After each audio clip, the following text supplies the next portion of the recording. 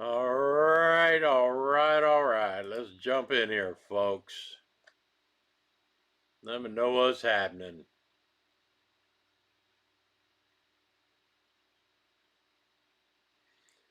See if I can get this thing to work from the cabin.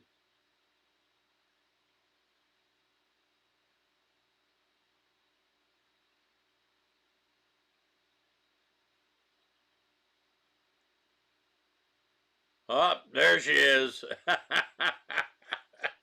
Snug in there, the first one. How about that? Mars, what's up? Welcome. All right. We're going to jump into tonight, I'm telling you.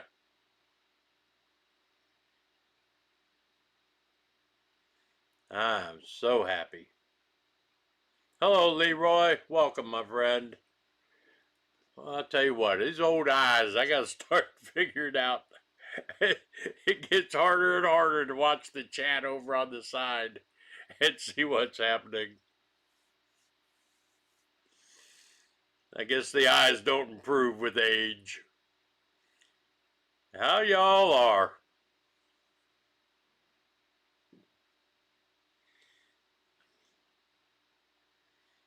Doing a diamond painting. All right.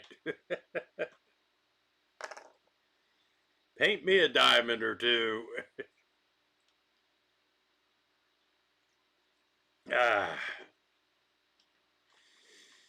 Oh, what an uneventful day today was. You know, we had days in the 70s, almost 80, and then torrential rains for 2 days, and then all this damn wind yesterday and today. Only 40s in the 40s today, 75 tomorrow, and I think Tuesday is getting the high is going to be 29. So we be on the roller coaster. All right, everybody jumping in. Let's throw some thumbs ups in there while we're thinking about it.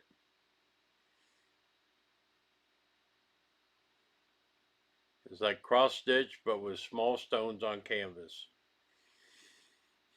You'll have to do a video about that one.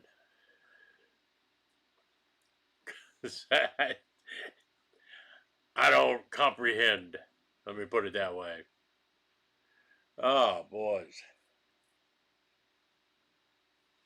I'm tired, man. I told y'all in today's video earlier, this week at work, just my mileage was 622 miles I drove this week.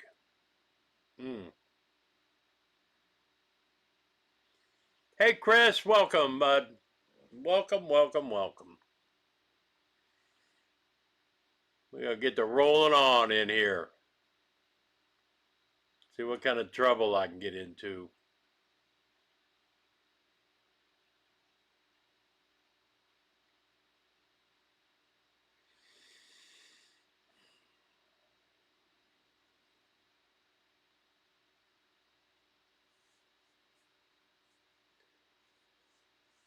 Guess I should start singing. This is like dead air.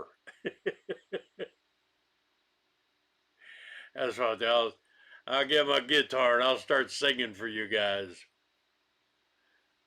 And then it will definitely get banned off of YouTube. Papa 68, still liking the Kubota? Oh, absolutely. I love it. I'm gonna tell you what. I bought St. Bernard Acres 15 years ago, and we clearing all this. Remember, this was all just tall brush, nasty stuff. You couldn't even walk to the barn. And we cleared all that by hand with weed eaters and the Craftsman lawnmowers, you know. But the greatest thing I ever bought was that tractor. It's just huge. I can't get over it. And I love it. I've never had a problem with it and don't plan on having a problem with it. I mean, in reality, I've had it 2 years now. This going into my third year. And I've only got like 65 hours on it, 70 hours on it. because I mean, I don't, it's not my daily driver, but as far as mowing, I still use it. As long as that Husqvarna runs, it's a whole lot cheaper per mile than the Kubota is, as far as maintenance cycles and everything. Hello, Off Grid Suburban Project. Yeah, everything's doing great, man. Just tired. Hubcaps, hey, good to see you too, man. I just watched your video from early and left a little All right, I like the comments. Comments help a lot. They really do. I've been figuring that one out. But yeah, I wanted to do that video. I've been wanting to do it for a little while because, every now and then, I guess everybody goes through these mental phases where, I mean, for some reason I sit around and think, and I shouldn't do that. I get in trouble when I think. Would you let PM1 rent the tractor? Yeah, right. There's no chance my tractor. The only person that I would take my tractor to use would be Gary. If Gary didn't have one and he needed to do a bunch of work down on his property in Alabama, I'd tell him, bring the trailer and take this one with you. I wouldn't have a problem with Gary doing it. But he's the only person that I know that I would leave my tractor with.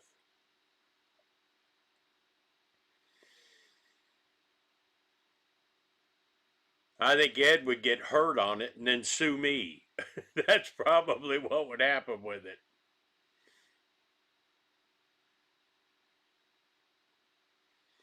I mean, he doesn't have, if you've watched his videos for the years like I have, he doesn't have a really good history of taking care of things or using things in the proper way, if you know what I mean.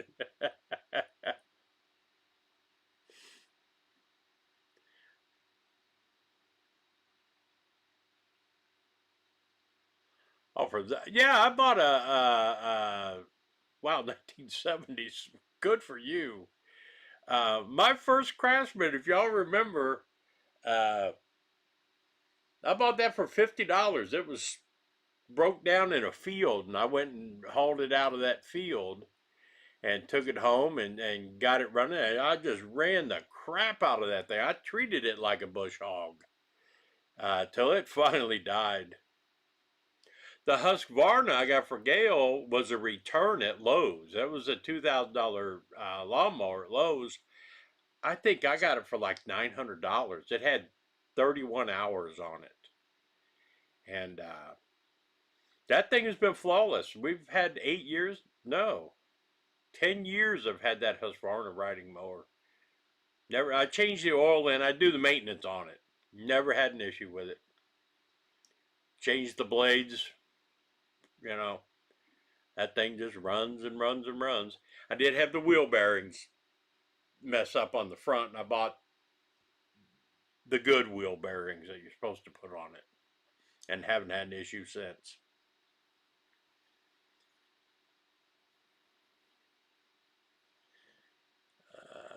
We have been programmed since we were kids. Now we are deprogramming ourselves, and it takes time. Refocus and improvise, adapt and overcome. We're getting older, times change. That's so true. That is so prophetic what you say. Absolutely. My thing, I was talking earlier, and my thing is, I think why this is going to sound silly, and maybe other people can relate to it. It might help them. What I think I'm beginning to figure out as I delve into myself. Hey, Teresa. I've always, I don't think about myself. I always keep myself busy so I don't have to think. I'm not, it's not good when I think about shit. Uh, but I believe what happened, not wanting to get too deep into it, but, the childhood trauma was so horrible, right? My escape, my survival from that was work. And I put everything in my soul into my job, wherever it was, from from the day I started working up until yesterday. because I'm afraid if I don't work, I think subconsciously I'm afraid if I don't work, I'll slip back into what it was. And I don't want that, you know? So maybe that's why I have this addiction to work and I can't stop working. I don't know. I'm not a psychiatrist.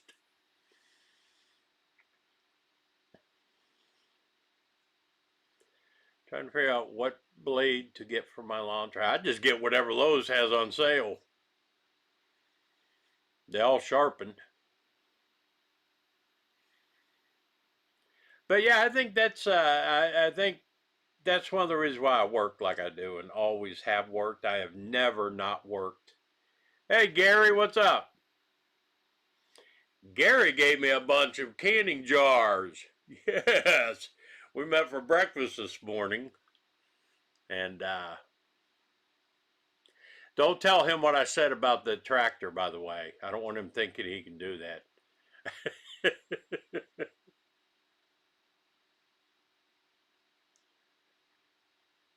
Oh, a push blade.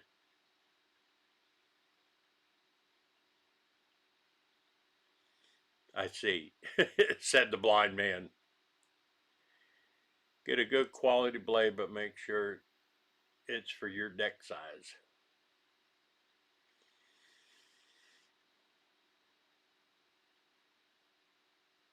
Well, the last time I changed the blades on that Husqvarna last summer. The blades that took off were in good shape. I mean, not good shape; they were dull, but they're not dinged up or anything. So I'm going to sharpen those, and then I'll get to reuse them. Because the blades on that Husqvarna last 2 or 3 years before I really have to replace them. But it's 3 blades. I hate climbing underneath that thing.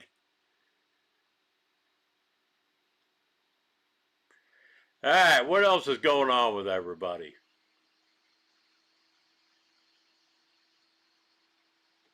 Ask me how I know about mismatching blade lengths. Oh, yeah.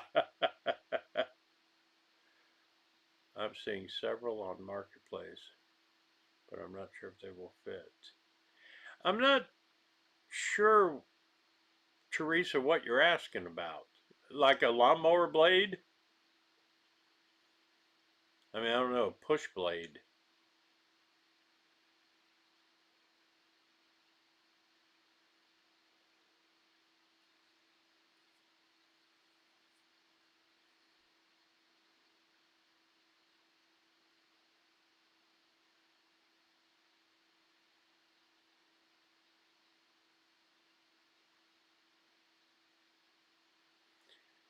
Chicken Prepper, what's going on?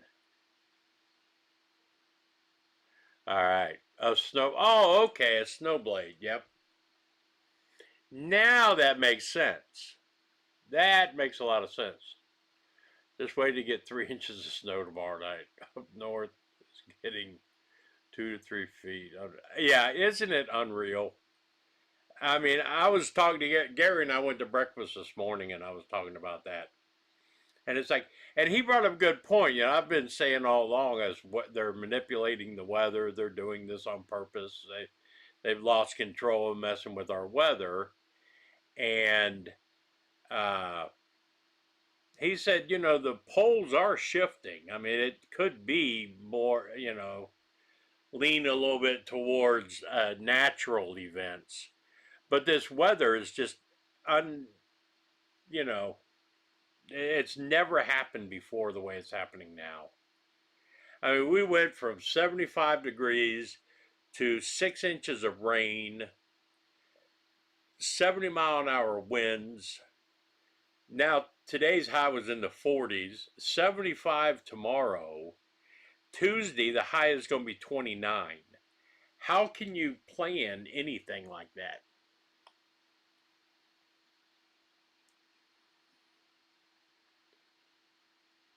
Military guys are trained to put mission first, suck it up and drive on. It's not all the time. As men, we see the paycheck as a source of value. To become self-reliant is to lose that belief. You're right. I mean, I was talking about that earlier. Another thing is the job. You know, it gives you validation that you have a worth. Like I said, it was very traumatic for me when Lowe's didn't hire me after the interview because that had never happened to me before. I had never ever gone on an interview and not been offered the job. That was the first time for me. Now, granted, I was 68, but still, that had a resounding impact on me. And I had to find a job just to make sure I still somebody thought I was valuable enough to offer make a contribution to something.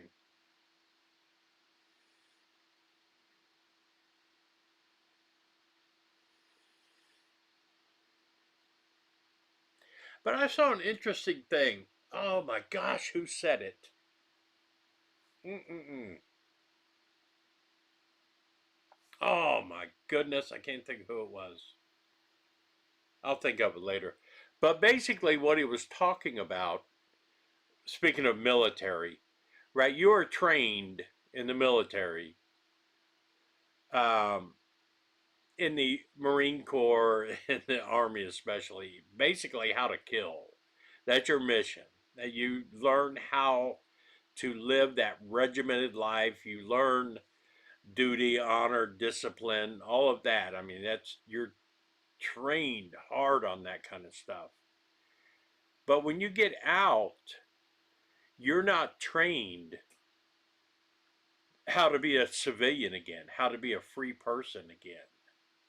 And maybe the Army should and the service should think about where as when you get out, you go through a week of readjustment. He compared it to prisoners that spend a long time in the penitentiary and then they get released. They can't conform. They have a difficult time conforming to normal free life. I thought that was really interesting. I'd never heard that concept before, but it made a lot of sense.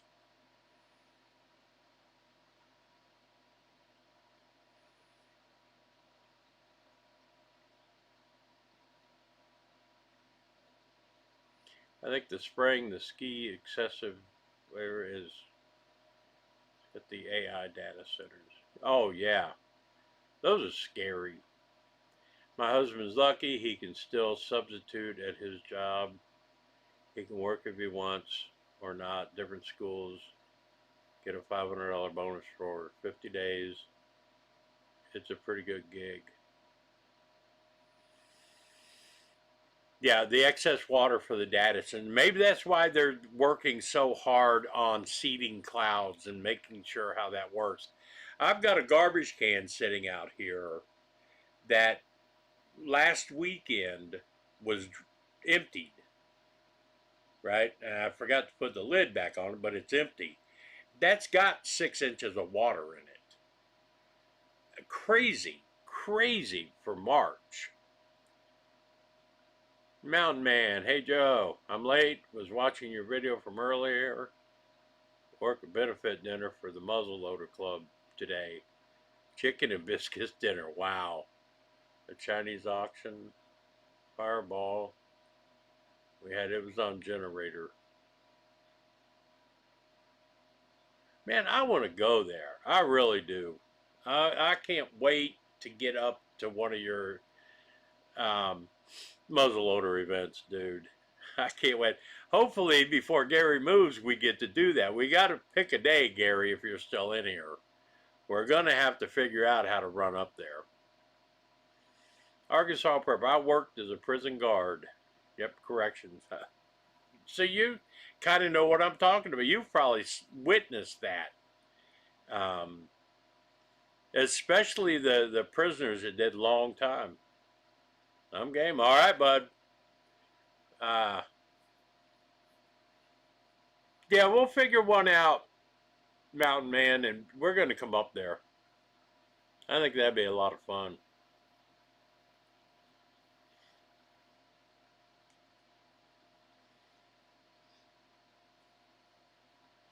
Teresa finally made it to the cabin for 2 days. Everything looked great. It was so green. Flowers bloom. Okay, I haven't had any of that up here yet. We're getting green, but barely. Everything up here is still just saturated. And it's amazing. I'm on top of a hill. Off-grid suburban project. Now that we're retired, you have to develop new routine, new rhythm. Yes, you do. And that was my thought. When I retired at 62, I had a plan. Everything was going to work out. We had it all figured out because I'm an over-analytical type guy, and that's part of my problem. But then COVID snuck up, 8 months after I retired, and that for 2 years just screwed everything up. All the plans were like gone out the door. But again, I just have to work. I think there's an addiction. Some people have an addiction to having a job, and I think I'm one of those. I was off for 2 or 3 months, and I just couldn't stand it. I felt like, number one, I felt like I was getting old. And I felt like I had reached a point where I wasn't of value to anybody anymore.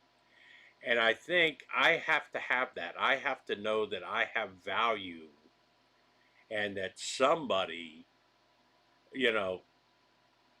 thinks somebody will use that value or whatever. I don't know. I'm not a psychiatrist. I'm not an analyst. I have no idea. I just tend to overthink things on occasion. Memorial weekend, we have a Mountain Man rendezvous, 3 days of shooting. Gary, maybe one of those 3 days we could run up there, buddy. Let's talk about that at the next breakfast. Let's try to figure that out. And because Memorial Day weekend is my birthday, so we can do that. The first virus was Obama, and that's true. COVID finished up what Obama couldn't finish. He started it, but that is funny. I like that. All right.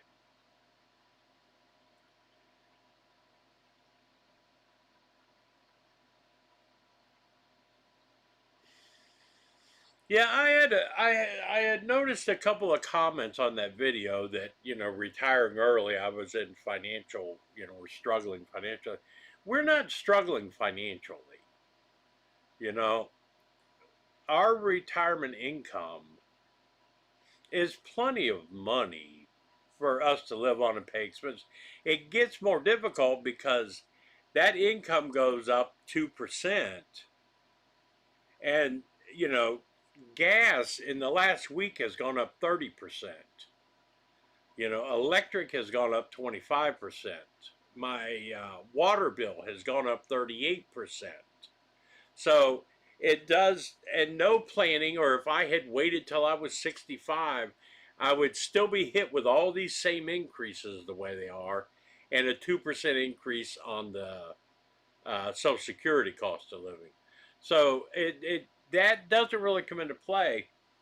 Now, it's difficult to pay all of the expenses at home and try to keep up with everything out here at the rate all the building supplies are rising so much. It costs so much more today because all of this planning, remember, and all this budgeting was done pre-COVID. And COVID shot everything up so high, and it's never gone back to pre-COVID prices. It never will. So it's not that we're going to go hungry or we're facing eviction or something like that. It's nothing like that. It's nice to have the extra money to buy the stuff for out here. But it's not, my need to work is not necessarily a financial need. It's a mental need that I have to work. Paint is beyond ridiculous. The cost of paint, I don't understand. I don't know. Well, it's a petrochemical business. It's a petrochemical product. So, what do you expect?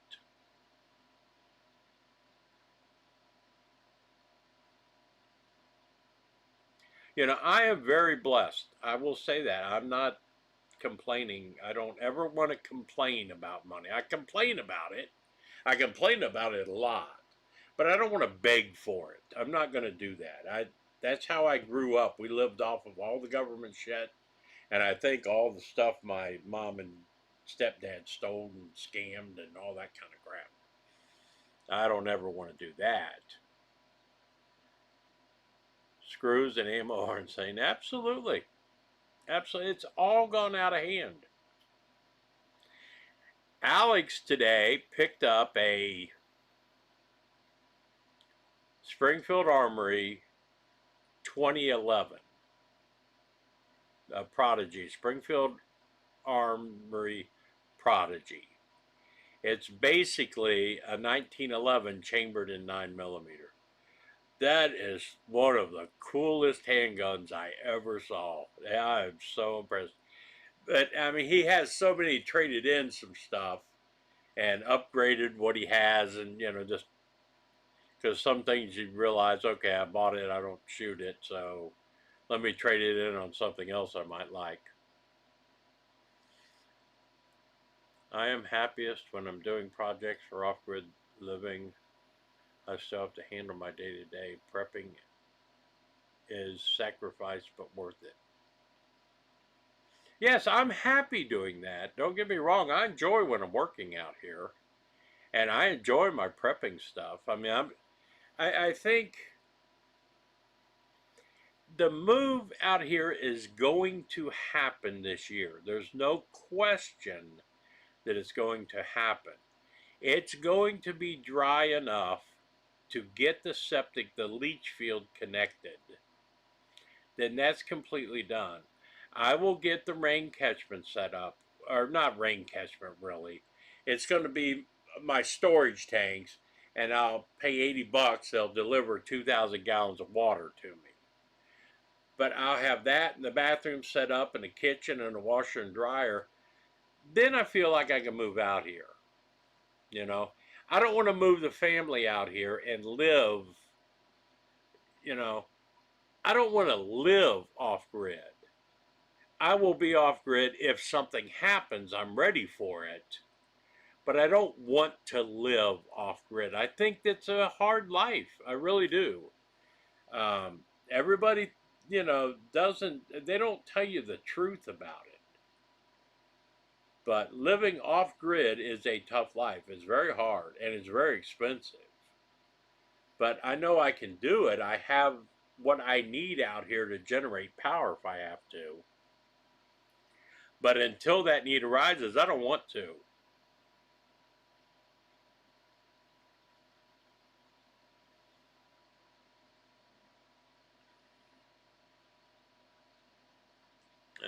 It will happen, Joe. You're just at the point when it's so close, just a big change, and you're reflecting back and also reflecting back.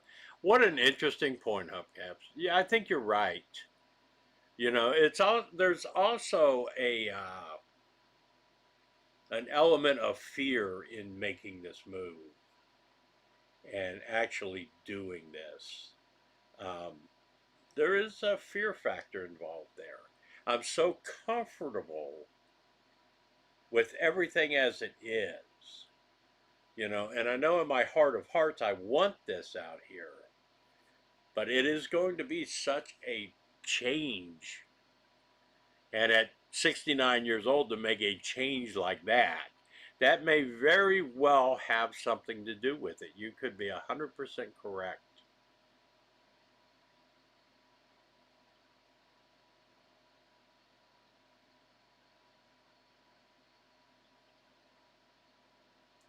Wow, 2002 Firehawk with 7,500 miles.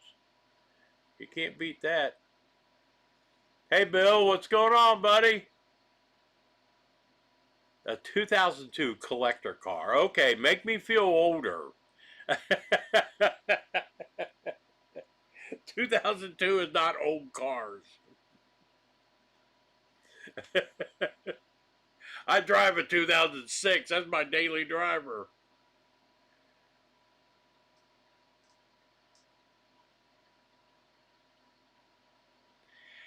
My husband turned 70, so we just kind of figured we got 10 more good years.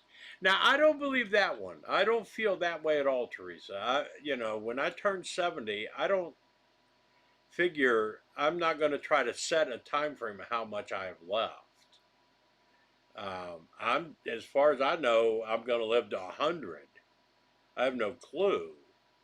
I'm going to plan on, I will never, ever plan on someday I'm going to die. That ain't going to happen.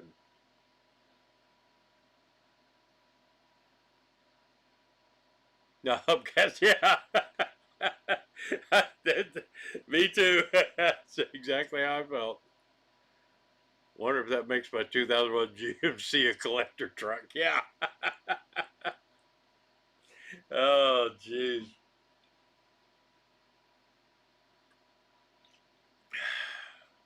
We might be rich, not even know it, Gary. Call Meekum. I want to see what the estimate on my pickup is.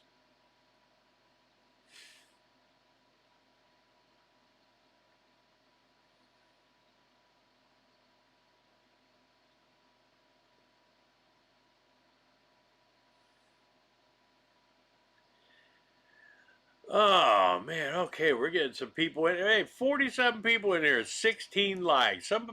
Somebody better be hitting that thumbs up button, or I'm gonna send Bentley out to visit all of you. He'll push that thumbs up button for you.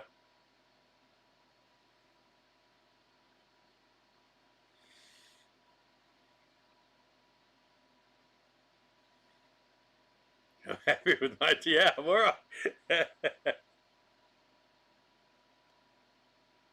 What's the plan for the tree? Uh, the tree's gonna go, but I don't know when I'm gonna do it. A junk collector truck. I've mentioned before, it's down in the barn. Maybe tomorrow I'll do that. It's supposed to be 75. Um, I had this company, one of these Chinese companies, send me this whole kit with a pole saw and a handsaw and trimmer and this whole combo package that I have to do a review on. And I was going to do it trimming up the branches on that tree. Uh, but the tree withstood all the wind. Maybe if I just trim it back, it does provide a lot of shade right over the house. And with all that wind, it didn't create a problem. So maybe I don't necessarily have to take it out, just trim it back. Um, I like the idea of the shade. I thought I was going to have to take it down before I could even move the other building, but it wasn't in the way at all.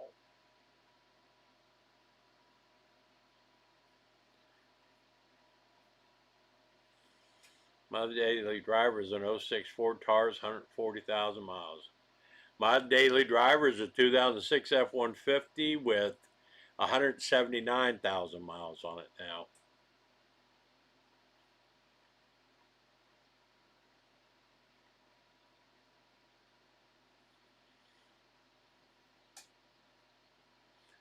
Oh wow, an '81 F-350 farm dump truck. Awesome. Awesome chicken prepper. That thing, that's a bug out vehicle, and that will survive anything that in a SHTF situation. 97 Chevy Suburban, 30-year birthday next year. Yeah, got you beat. Mine just turned 265,000, still running strong. Yeah.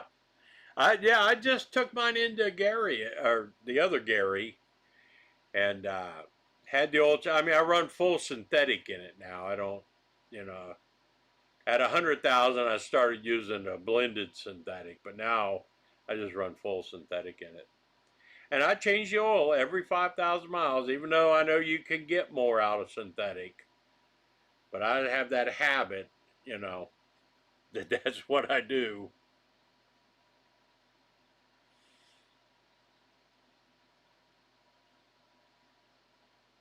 But yeah, I don't know for sure that I have to cut that whole tree out, off-grid suburban project. I think I'll do a video on that tomorrow. I'm gonna do a video tomorrow morning on 294,000 miles. Yeah, that's awesome.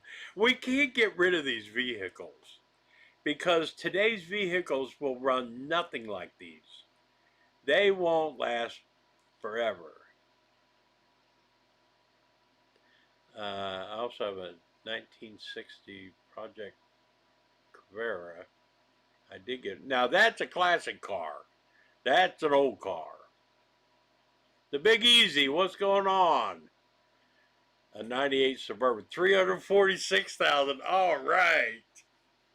We have a winner so far. The Big Easy's in the lead.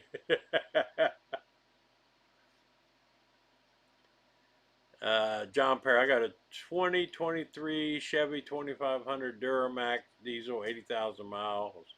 It's going to last me the rest of my life. I hope it does, John. They should. Yeah, I figured it was Corvair. I love the old Corvairs, man. I thought they were great. 6 more payments. Good for you.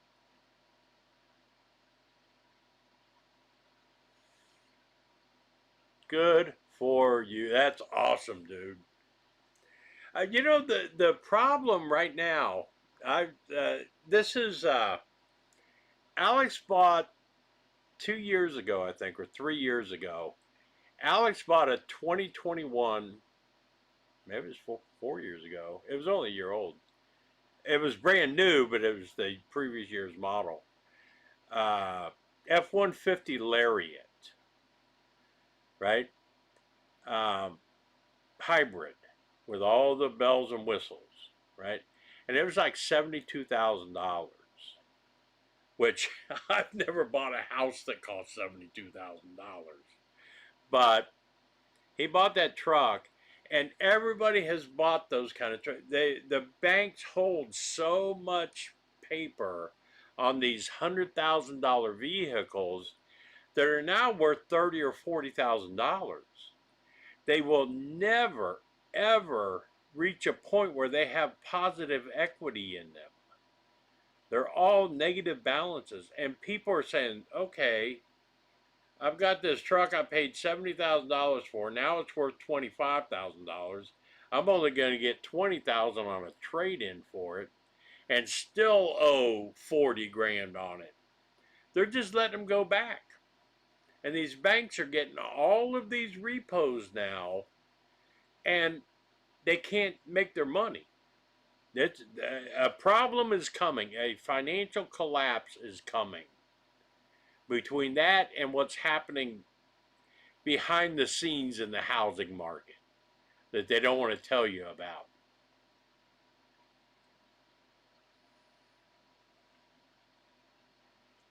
I paid $54K for mine. Yeah. But yeah, once it's paid off, then you have all the positive equity in it. Just don't make it another. Don't trade it in on another $50,000 truck. Ron, welcome. Yes, you did make it. All right. Jew Rascal. Back, man. Used to sell cars. Honestly, ruin some families just for a quick buck. Absolutely, they will. Ernie, hey, Joe.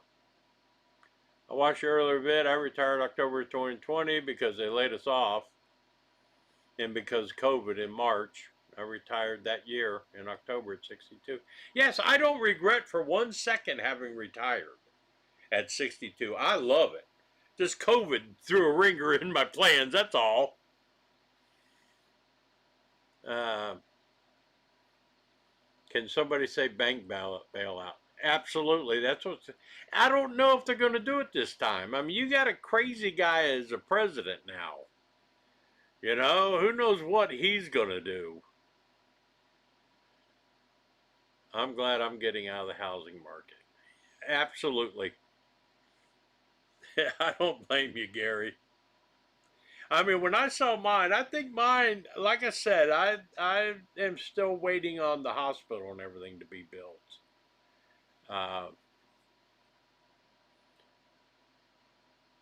Teresa, the new cars are just turbocharged 4-cylinder, won't last 50,000 miles. I agree. I mean, that's the way they're made now.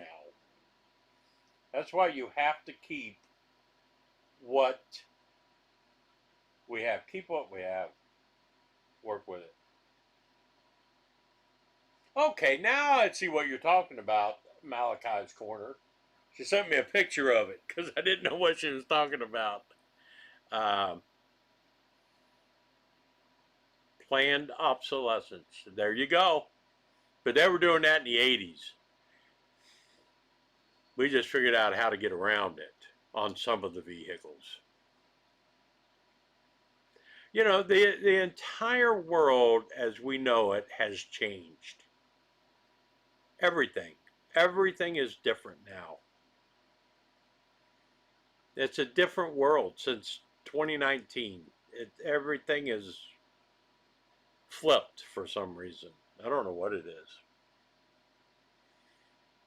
The Upgrade Suburban Project, Joe, did you get the video I sent you? I haven't yet. I saw it come through, but I was driving and then I forgot to go back to it. I'll check that out as soon as I get off of here.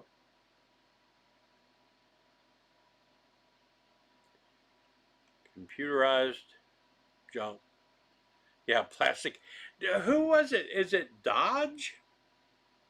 That their control arms, the front upper, both upper and lower control arms on the Dodge pickups are plastic? They're not even metal anymore. I just can't. How can a plastic control arm last?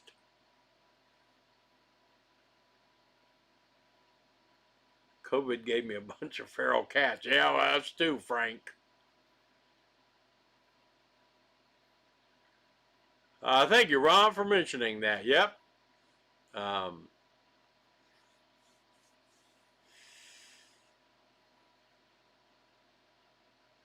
me tell you something that happened this week. This was rather interesting.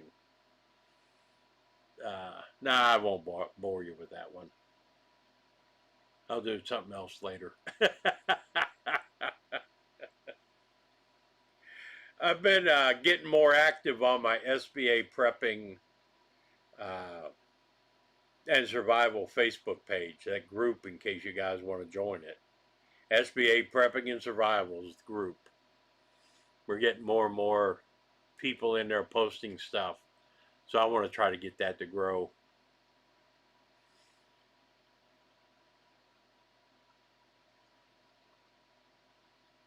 And I was thinking about setting up from home a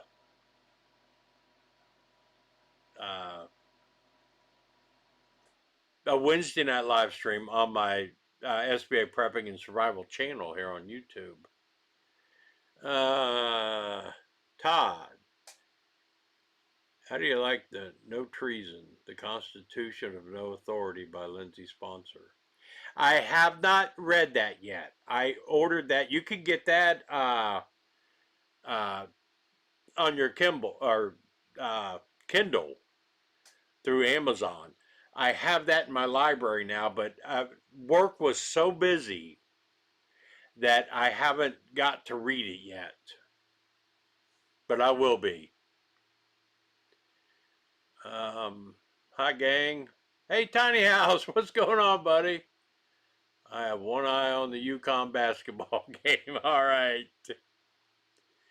When I retired in 2019, I bought a 2014 Ram 3500, 27,000 miles, paid cash. Bought a 2018 Kia Sportage, 30,000 miles, paid cash. All before the big price hike. Oh yeah, those are still probably, you could get that price out of them now. It's weird what happened. Yeah, Ford has plastic twist off lock pan bolt. Oh, really? I wasn't aware of that one. My Chevy has a PCV valve built into the engine cover, so you can't change the valve. You have to change the whole cover. Oh yeah, I've seen that. Somebody made, this is engineering for you to make sure that you cannot work on your stuff at home. They don't want anybody to be able to know how to work on this at home. But to change the starter, it's inside the engine block. So if the starter goes bad, you have to take the engine out of the truck to get to the starter to replace it.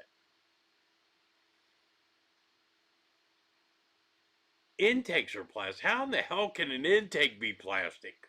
Oh my God, that must be, wow, that Tyvek shit.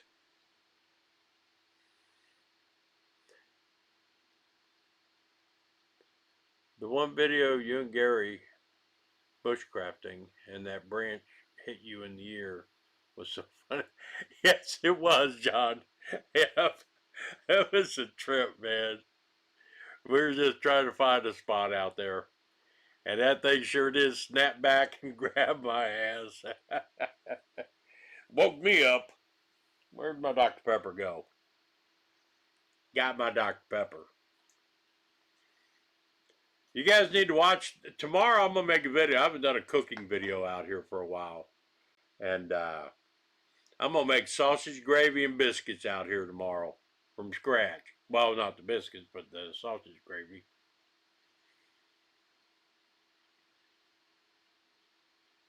Lysander Spooner is known as the father of the 3-cent stamp. He started a business called American Letter Mail Company. I've heard of that company. I was in the direct mail business forever. And I use 3-cent stamps all the time. I have shoe boxes full of stamps. And they've never, ever, they don't, expire if they haven't been used. And they're only worth face value. I mean, I use stamps that are 3-4 cent stamps, 5-cent stamps. They're worth face value, so I use them if I have to mail something out. I just got my car back from the shop, dented rear bumper, over $2,500. Oh my God. Oh, Malachi's Corner, $10 for the Dr. Pepper Fund. Thank you. Spooner was giving the USPS a run for the money until Congress decided to make the business illegal and give the inferior USPS a monopoly. Yes, I mean, they did do that. I mean, in 1847, they made the United States Post Office, and then somewhere around 1800, 1900, they made it to where there couldn't be any private letter carriers that could use postage stamps. That's just stupid crap. They don't want anything good. The government has never wanted anything that's going to improve on what they have. These CV transmissions work like centrifugal clutch, like how to snowmobile most need replaced at or before 70,000 miles. I've heard that. What does your wife think about moving out to SBA?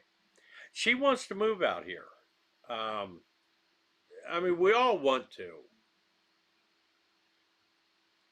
There's no doubt about that. I mean, I'll tell you, I was telling Gary about this. I had considered putting this up for sale, just selling it because it's worth so much money now. It's crazy what they're paying, right? Compared to what I paid for it 15, 16 years ago. And my realtor friend came to me with a really sweet offer that somebody made just blind. I not, she just said, hey, you know. So we were going to put it on the market at, $40,000 higher than what this person offered, because that's what she said, that she wouldn't list it for less than that. And it was very tempting, because then I could just take all that money and the money from the house in Wheeling, and we just buy us a couple of acres, 3 acres with a mobile home on it, or put a single wide on it that already has the electric, that already has water, already has sewage, all the infrastructure's done, everything is ready. We could just move into it then and just live our lives. And that was a very tempting thing. And it, I thought about it and thought about it and decided I was going to try it. And then Alex called and said his girlfriend in the Philippines, who's going to be moving up here, I guess they have, their culture is more like families live on a compound type thing. All the families stay together and live in houses and on the property, whatever. And she wants to do that when she comes up here. So he was like, no, don't sell it. It's like, so here we are. We're back to that. But as soon as it clears up, I mean, we are ready to put in the bathroom. We're ready to get all of that stuff done. Once it gets dry and I can come out here and start working again all the time. It warms up. Then I can do the digging. I can get everything, we're ready to do that. That's what I'm saying. I'm not uh, uh, not moving. I'm not doing it because I don't have the money to do it. It's not a money issue. It's a motivation issue more than anything else. The house in Wheeling, the thing with the house in Wheeling, there's West Virginia University is building a hospital, a cancer center, right, 12, 15 blocks from me. They're building a big old cancer center. They're building a pediatric center. And developers are starting to buy up all the houses around us for ridiculous prices. And that's supposed to open in late 2027, the cancer center. And then you think about, number one, all the people that's going to bring to Wheeling, and then all of the businesses that are going to have to be built in support of that. Our house, and I have a double lot. I've got one of the biggest lots in our area. So I don't want to sell it now. I will definitely lose out big time. If I can wait another year, it will probably double what I could get out of that house. So that's kind of a waiting game, waiting for that to happen. I know somebody that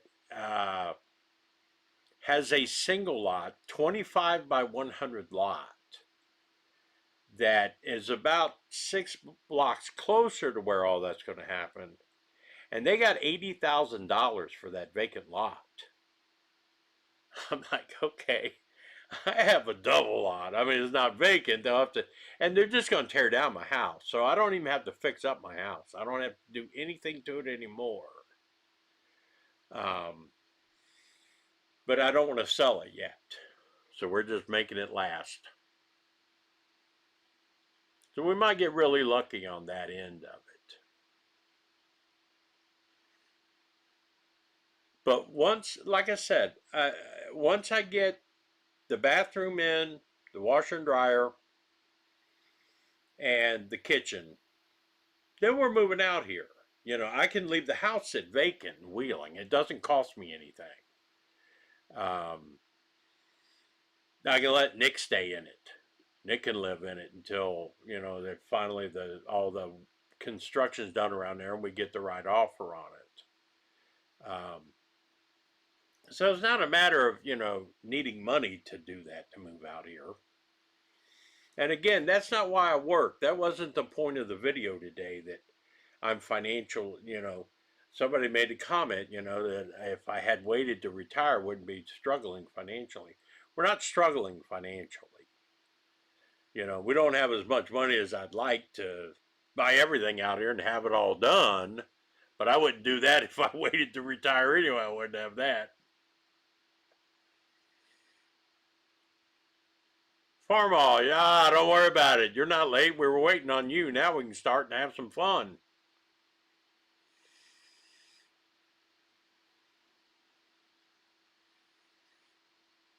Out working on the tractor. I love it, man. That's awesome. Tiny house. The timing sounds good. By the time you sell your Wheeling house, your house at St. Bernard Acres will be finished. Oh, absolutely. Yeah. I'm good. I've got all the water totes and everything ready. I can have water delivered out here. It's $80 for 2,000 gallons of water.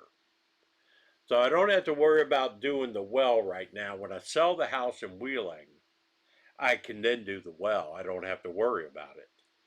But until that point, and the wells out here are not really that good. I'm not convinced I even need to do a well. That's going to come down later.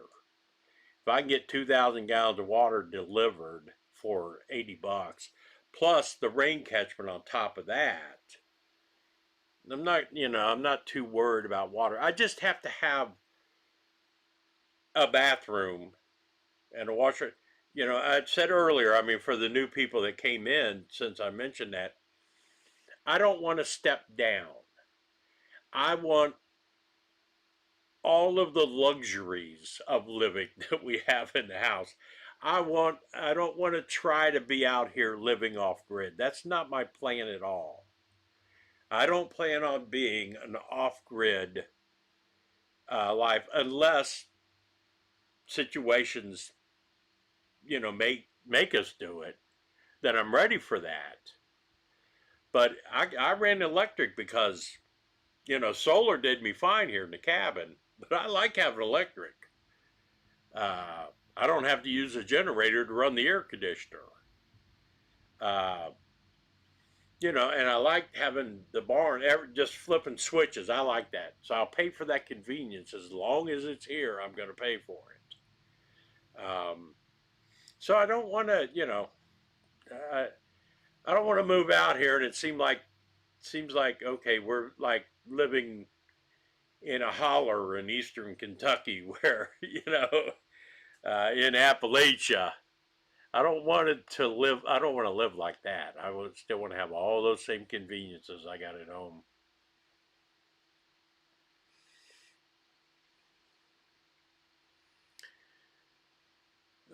Bill, if you need advice on a well, yeah, I know. Well, I learned enough from that one not to do it that way. We plan a couple of major things each year. If we get more done, then it's a blessing. Yeah, I've had to come to the realization, and this is important when you're making plans, when you're setting goals. Each year you say, okay, I want to get this done, I want to get this done, I want to get this done. Don't make them too big, because if you don't reach that particular goal, that will really, frustrate you, and you start getting, it messes with everything. Set a whole bunch of little goals and one big one. And every time you reach one of the goals, celebrate it. Make it big deal. Okay, I got the leach field hooked up finally. You know, I got to drive that. We're going to go out and have dinner to celebrate the fact that we actually have the leach field hooked up now.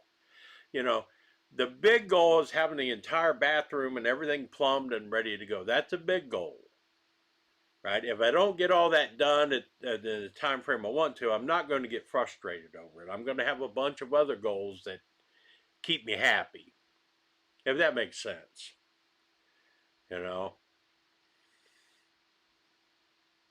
but it just seems like I got to a point in the last year or so where, you know, it's like nothing was getting done. And part of that was just I was tired, you know. I have to get my mind right again. Was that from Cool Hand Luke? You got to get your mind right. And, you know, I do. I feel I'm very positive. And this job, you know, I was talking about that job, and it was only going to be 2 days this week and 3 days next week. The nice thing about that job is when I move out here full time, I can still have that job. You know, it's a remote position out of Charleston, West Virginia. So I don't have to give up the job once I move out here, which is why, you know, it's like, well, move out there and find another job. No, I like this job. I can keep it when I make the move. So that's going to be a cool thing. All right, what else is happening, folks? Oh, it's 9 o'clock. We're into our second hour now. All right. That's what I like to see.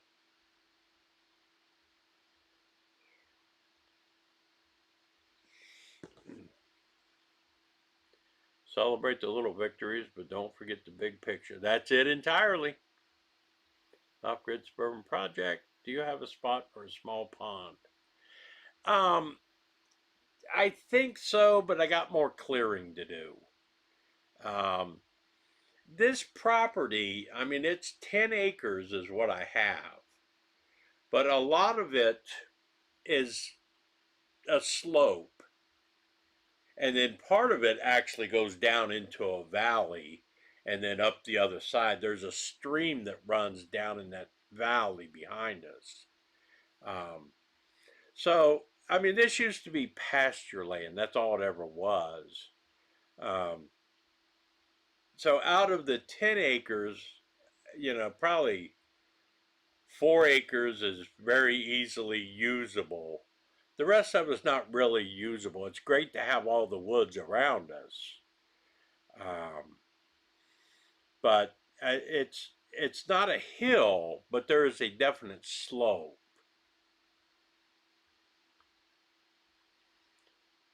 Spooky Eye Joe, I'm late to the party. Sending blessings from West Texas. Ah, thank you, man. You ain't late. Nobody's late in Joe's house. We run 24/7. It's hard to find. It's hard to find hired hands in your area. You supervise them to help you. Yeah, it's definitely hard up here. I'm trying. It's amazing. I'll tell you, the job I set up Friday yesterday. I did interviews. I had 7 interviews scheduled. 2 people showed up. That was it. Last week, for a different position, I had 8 interviews set up. 2 people showed up. One of them didn't know how to read or write. You know, that's what we're getting nowadays. Nobody wants to work.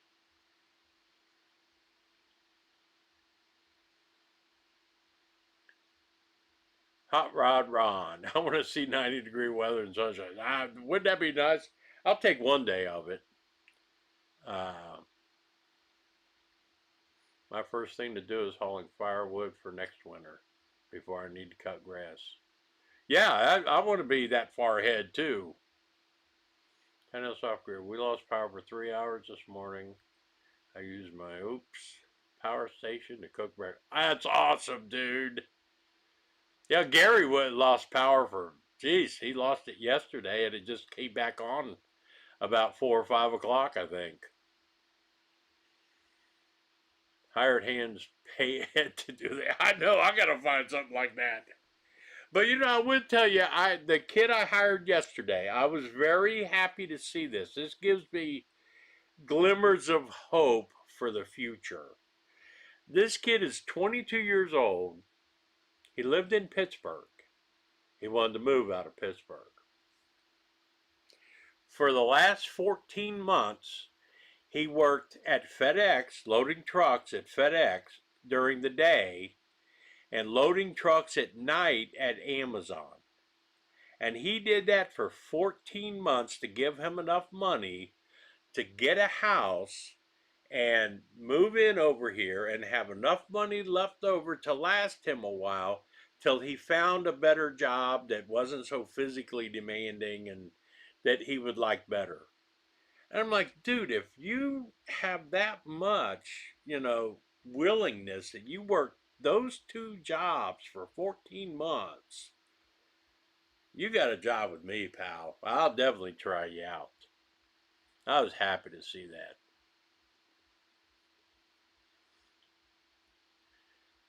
Oh, wow, you had to cut grass today? Not me. I'm not into that yet at all. My husband had a guy show up for a driving job once, and he didn't even have a license. Hey, Prepperners Won't, what's up? Look who's in here. Oh my God, everybody run. Run for the hills. I'm talking about help at your property. Yeah, I can't, I had a talk with, who was I talking to about it? Bobby, we were talking about that. Because I had talked about getting some local help to do some stuff out here. And he's like, or Tim down the road, one of the guys that lives out here, we have talked about that. And it's like, you don't know these people. You don't want them to know that you're only out here part-time. It's kind of dangerous. I don't advertise for anything locally because then they'll learn your schedule. They'll come up here and see everything that you've got out here, and you don't know if they're trustworthy or not. So I thought that was a good idea. So I can't get anybody until I'm living out here. I don't want to bring strangers out here to do work.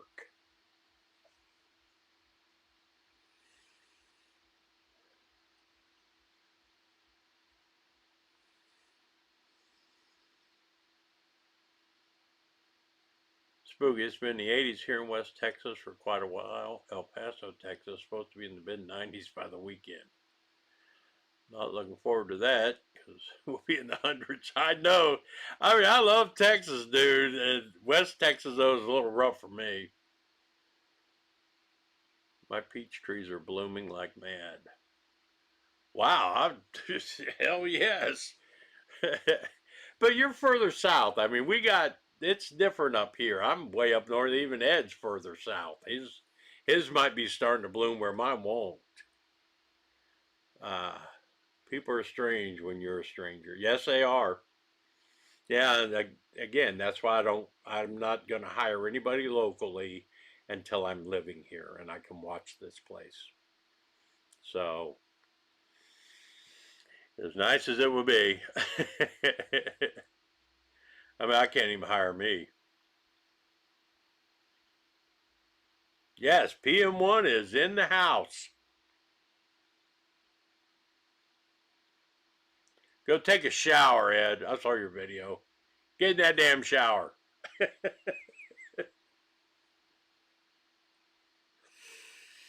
Oh my gosh.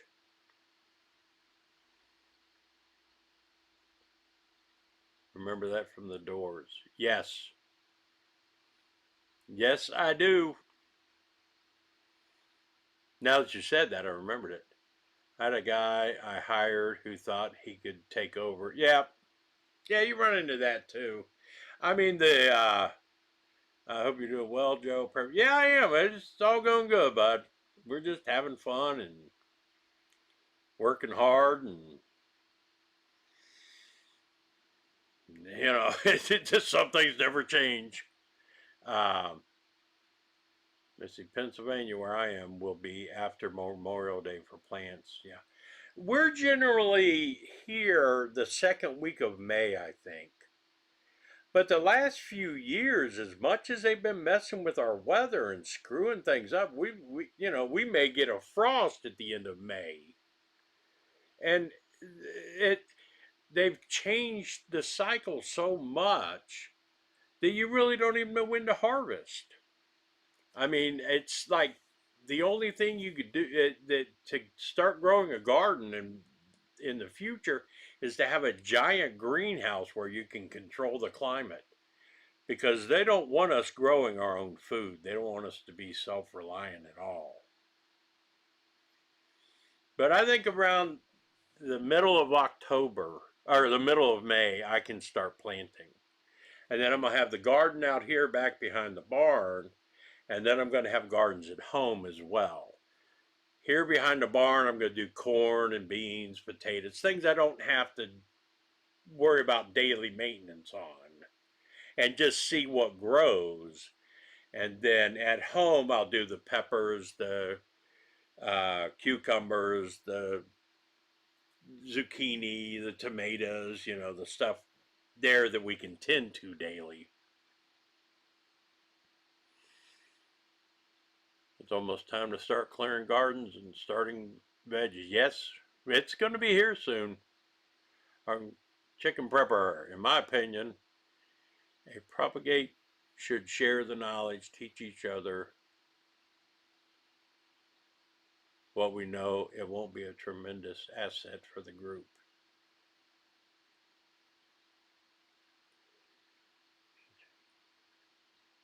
Well, if you have, I mean, yes, that's what this whole group, this whole live stream thing is about. Everybody, I was talking to Malachi's Corner earlier today, and what's great about her and some of these people in here, they all have a lot of knowledge. And I have subscribers that come in and ask questions, and it's great that they're there to answer them, because some of them I don't know. I ask them questions in the live streams. So, yeah, that whole thing, I mean, if, you know, my thing is practicing. That's what we do a lot of out here. I mean, I don't videotape everything I do. Well, you see, I don't even hardly do videos anymore. It's been a while. But practice, you know, we do that kind of stuff. And I have, friends that, people out here, we're into it, and we do, we share all this information at our little, we don't have a formal group. There's just the people out here. We're all the same. We all know each other. We all watch out for each other. And, every month or two, be, oh, we're going over to John's house and, have a big old bonfire and cook out and everything. And we sit around and we have these discussions. We're not all preppers, but we all prepare. There's a difference. And we can all work together. I'll try that again. A prepper group should teach each other the skills we know to make the group stronger, and in the long run, I need something better than self. Yeah, I hear you. I knew exactly what you meant. I mean, that's the whole purpose behind the group, is the varied knowledge everybody can share, so that if you have a guy, Kim's really good at wild edibles and foraging. So Malachi's Corner, she would be great to teach everybody else about foraging and what plants do what and what to look for and how to do it. She could teach all the rest of a group how to do that. So if she's not there, the group can still do it. Somebody else knows how to can something. Well, they can teach the whole group how to do it, so that every member of a group somewhere over time, they all know the same thing. Everybody's backup. Then that goes to the original thing about prepping. One is none, two is one. The more people that know a particular skill set, the better the whole group is going to be stronger. So it's not just about getting together and having fun and, you know, it's about getting together and learning and teaching each other. That's what it's about. That's the way I look at them. Right. It's great to pick the tips up from others. And I'll plug Ron Foster as an excellent source of book knowledge. Yes, everybody. That's Ron Foster's in the house. Go get his books, man. They're fantastic. I gave away a lot of them in here last year. They're great books.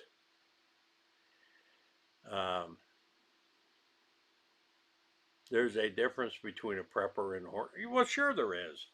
But see, my prepping, I'm not a long-term prepper. I don't care about 10 years from now. I don't care about 15 years from now. I'm not planning for anything like that.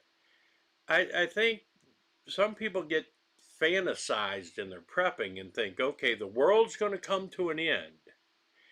And me and my people are going to be the only people left in civilization.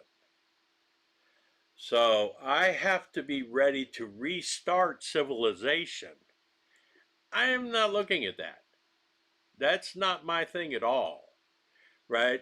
I think no matter what happens, any scenario that you can come up with short of, nuclear bombs being dropped on us, but the grid goes down, a financial collapse, a standard war, all of that stuff is going to start coming back in a year and a half, 2 years, That's the kind of prepping I do. I've always said I want to have enough food stock to last me until the first harvest.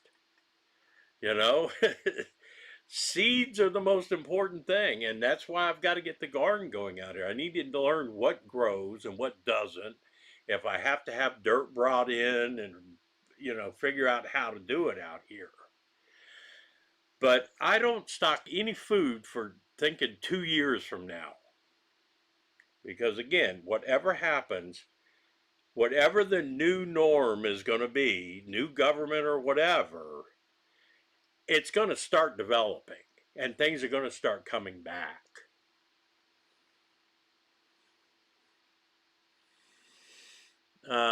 Just FYI, I found a Reader's Digest back to the basics. Look, secondhand stores. Yes, absolutely. That's a good suggestion. And I'm going to tell you all a movie to watch. I mentioned this in my Facebook group. Panic in the Year Zero. Watch that. It's on Tubi or it streams for free.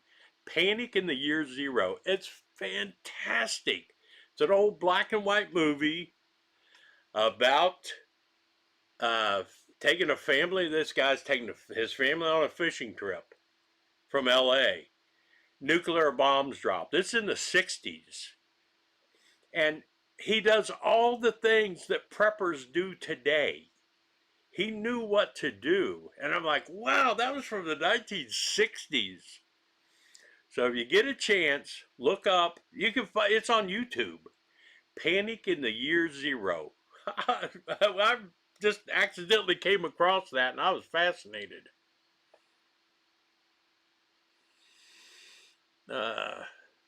Yeah, I don't need 1,500 canning jars. Give me a couple hundred. They're reusable. It's not like, you have to use them once and they're done. See you, Teresa. Thanks for stopping by. I appreciate it.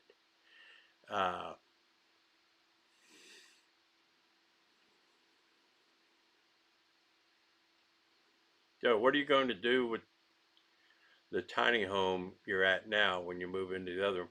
This cabin is just going to become guest house. When people come to visit, and I'll still use it. I'll make videos in it and stuff. I don't know.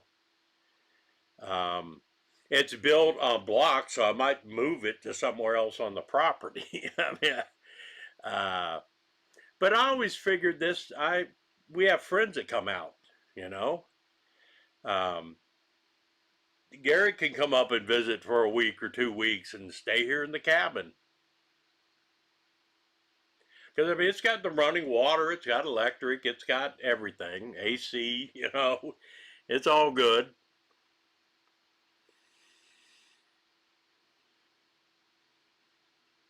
Airbnb. I don't want to rent it. I don't want to do that.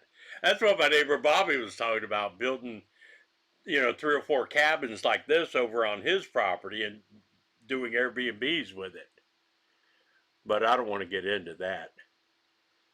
Upgrade project. Shout a thumbs up. PM1. Joe needs a Dr. Pepper. Exactly. I got to have my Dr. Peppers. Thank God for Malachi's Corner donating to the Dr. Pepper Fund. I couldn't stop by the dollar store and get any. The dollar store and the meat market where I usually stop on my way out here, pick up my meat and stuff. None of them had power. They're all out of power.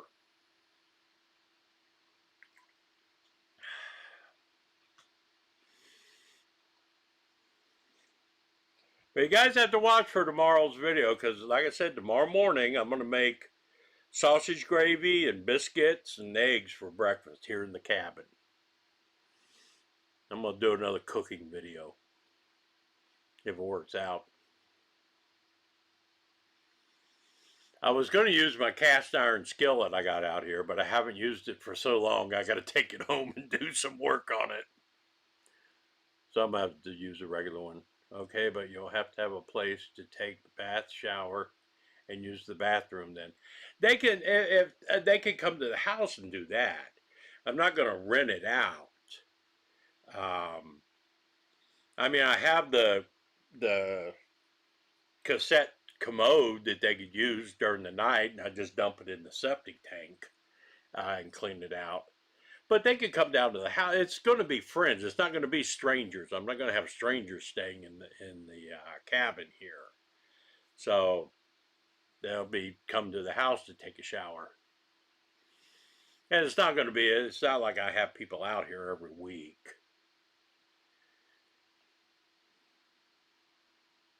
It'll work good for visitors coming by for the weekend. That's what it'll be good for. Have a whole bunch of people want to come when I have my get together. There's 2,400 square, well, counting both levels, 4,800 square foot barn. They can set up in there, and we're putting a pedestal out here out front with 30 amp receptacles where if somebody wanted to come and visit and bring their RV or their camper, they can park up there and plug in and get electric for their campers. So it's going to be set up like that.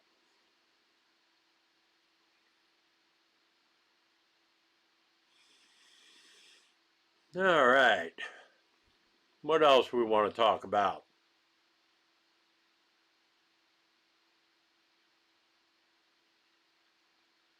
I have to go to Charleston in 2 weeks. They have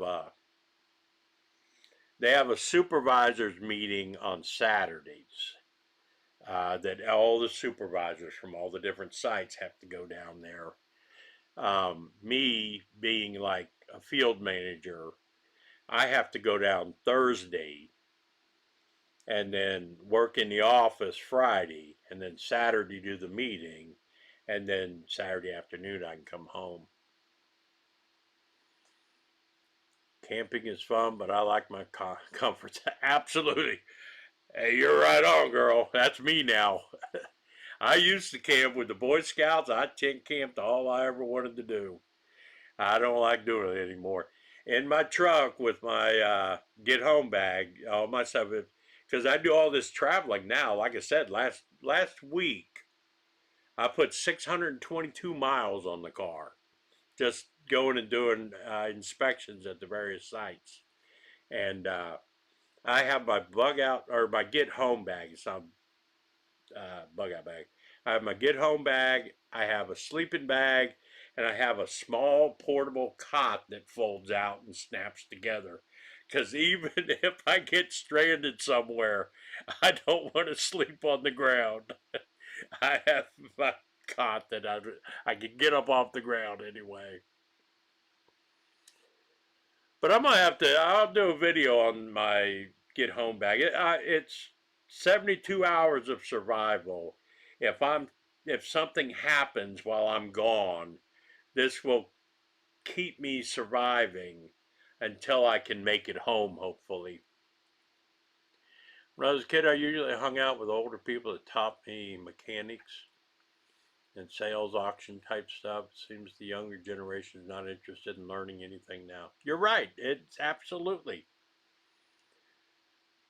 And then what's going to happen is there's not going to be anybody in another generation to even teach them anything. So I think that's the whole plan of the machine that runs this now. They don't want us having any knowledge. They don't want us. Self-reliant people are a threat to them, right?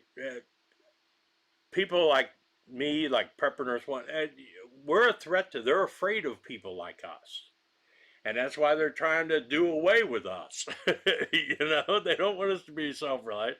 They don't want us to teach people or try to motivate people. I can't teach anybody anything, but I can motivate. That's all I want you to do. I want you to get ready for a couple of weeks.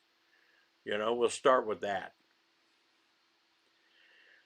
This week I put 500 on the pickup, 1,200 on the big truck. Yeah, but this is my personal vehicle. I got to put those miles on. I'm starting to buy copper rounds. I bought a copper cup to drink from. Health is important. Let me know how that goes. I'm curious about that. Arkansas Prepper, you have a pew pew. I have many. I'll just put it that way. We have a very fine selection. But again, that's another one of those things that some of these preppers talk about is I got to have 100,000 rounds of ammo. Number one, you don't have to have 100,000 rounds of ammo. If it reaches a point, I've got enough. Now, don't get me wrong. It's not like I don't have anything out here. You need enough to harvest animals with if you have to. And you need enough to defend yourself. But if you reach the point, if a marauder could actually make it up here past everybody else and actually get to this point, you know, my feeling is by the time they get out in this country to us, they're going to be sick and dying anyway. They're not going to be a big threat. But if I have to kill somebody in self-defense, I'm going to take their ammo and their guns. So, and if they killed me, then what's the point of me having 100,000 rounds for them to take with them? So, ammo's not the important thing. Seeds are the important thing. You know? And I said it before, and I'll say it again. The most important tool a prepper can have is knowledge. That's the most important prepping tool there is.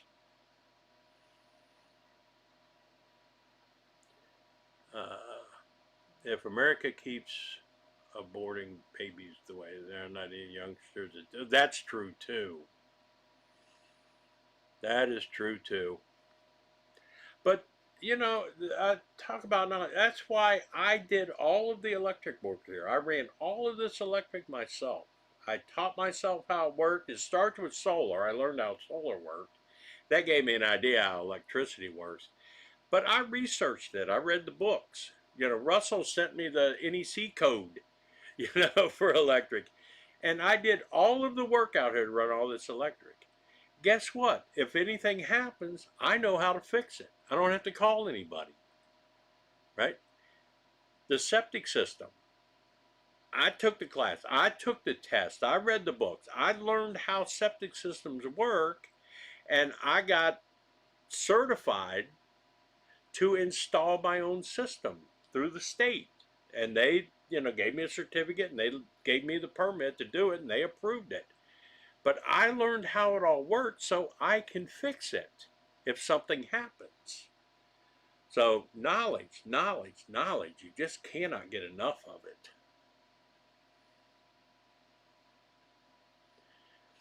Yeah, Alex just got a new Bernelli. It's a semi-automatic 12 gauge. It holds like 7 rounds. That thing is a pretty gun. Money doesn't hurt either. The people that hoard gold and hoard silver, if that scenario, I mean, depending on what, if I don't know what you're gonna buy. What's the point in hoarding silver? I have never understood that. It's great to hoard it to have for money during times, but if a collapse happens or SHTF happens, don't bring me silver dollars to buy supplies from me. No, my supplies are worth way more than that chunk of silver you got or that chunk of gold. I don't think in a lot of the SHTF scenarios that gold and silver are going to have any value, right? We need to eat. We need to survive. We need to drink water. We need shelter. We don't need gold bars. So I have always been, I have a jar with silver in it, silver bars and coins that have just amassed over the years. But that's not part of my prepping repertoire, if you will.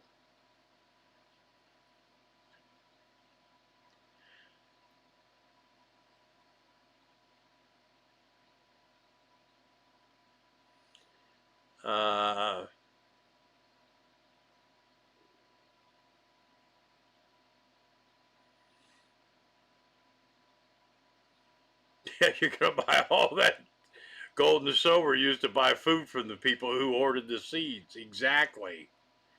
Yeah, I have a 12. I have a 20. I have a 1903 Sears 20 gauge double barrel. I watched on Instagram. If you put a seed in your mouth before planting it, the seed will read your DNA and give you minerals you need. That's an interesting theory, but I would like to see a little bit of white paper on that. Maybe a little research on that one. It makes sense. Now, I'm not going to argue the logic in that thought process, but I'm just not totally convinced that that's how that works. Spooky, who has a great natural insect block? Like to keep little roaches and stuff from climbing under my screen door. I just read coffee grounds work. Anybody try that? I have not tried that one. Malachi's Corner, there she is. That's who you listen to for tricks like that. Absolutely.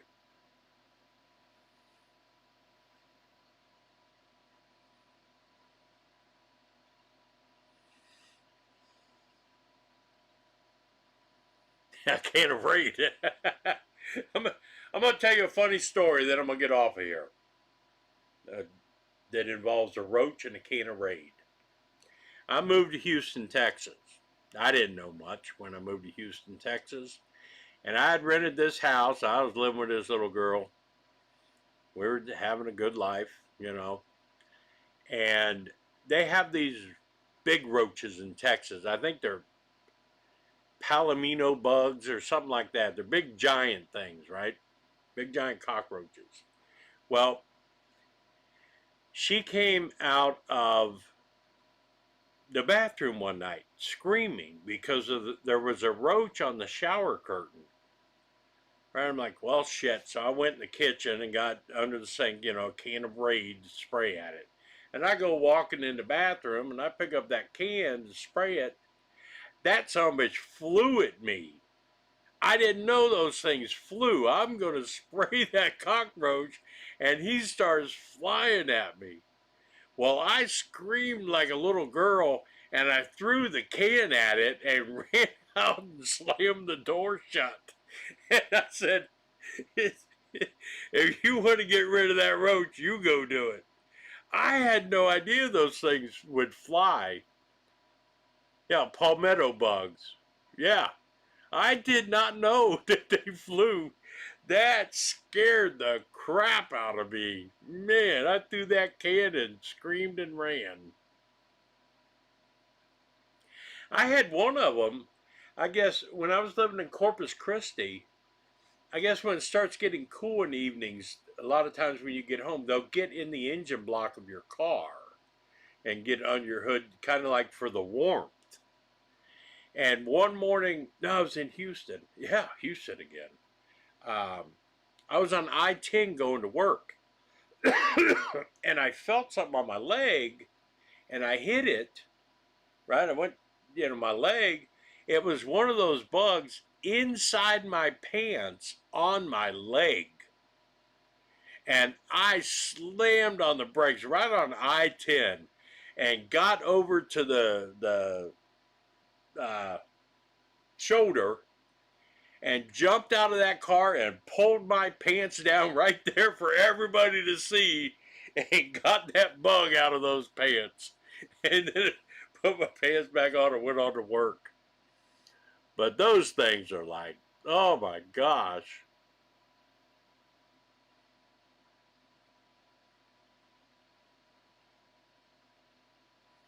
Now, I don't know if they bite or not.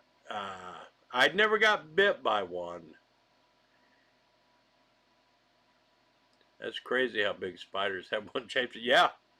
We used to throw in the carport tarantulas down in Texas. I don't think they're venomous per se, but you'd see them on it. We lived in a hotel one time for a while, and in the carports, it just seemed to always be tarantulas on the walls of the carports. And me and my brother, we'd get rocks and we'd throw it at the tarantulas and shit. We didn't know they jumped. I had no idea a tarantula would jump. We're throwing rocks, and all of a sudden, those legs just sprung out towards us. Scared as we never threw a rock at a tarantula after that.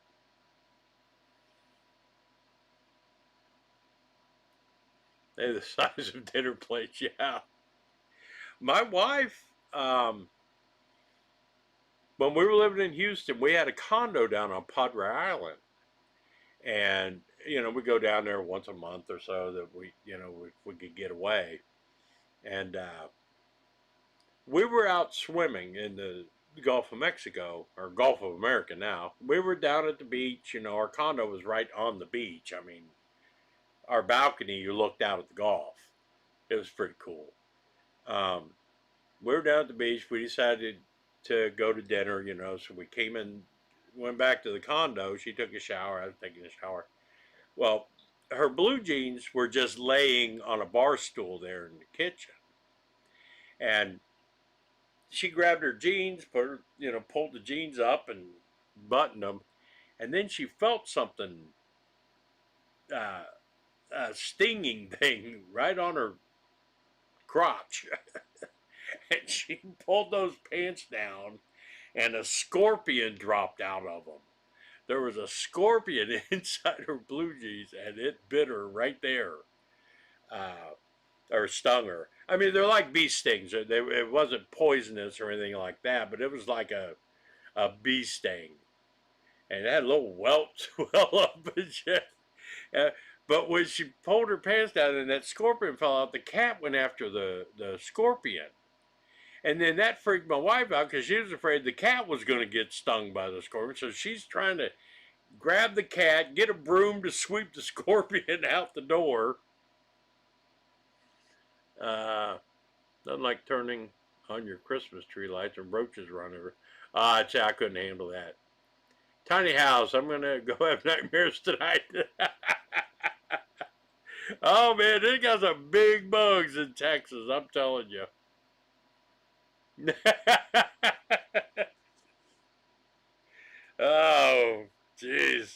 crap we've been through. Anyway, folks, I'm going to have to get off of here. I promised Gail I would call her at 9 o'clock if she's not asleep. I like calling her, you know, at 9:30, 10 o'clock after the live streams because I wake up the dogs. She gets mad at me. When she worked for the sheriff's department, she used to bring a car home. And after we had Nick, you know, we'd be in the house. Gail, the car would be in the garage. And she would finally get Nick down for a nap or whatever. And I'd be there with my friends. I'd go out to the garage, get in her car, and turn the siren on. Just a couple of whoop whoops. That would wake Nick up. She'd get so pissed at me. But yeah, everybody have a great night. Thank you all for joining me. We had a lot of fun in here tonight, I think. We're getting new people, and that's great. And if Ed's still in here, great, you stopped by, bud. That's a real surprise. I'm pleased. I really am. Thank you for the information, everybody. Good night. Yep, that's what we're here for, brother. We just share information. That's what we're doing. Tell stories and have fun. Makes me feel good. Hey, Joe, see you tomorrow. Yep, I'll be cooking. I'm going to show you how a simple way to make sausage gravy. Even in my cabin, I can make sausage gravy. I just got to take a bunch of it home because Rosa, the other dog that Gail got from the pound, you know, the mental one, she loves sausage gravy. So I got to take some home for her. But, yeah, we're going to have fun. Thank you, everybody. Everybody have a safe weekend, and if I don't see you before, have a good week. I'm out of here, folks.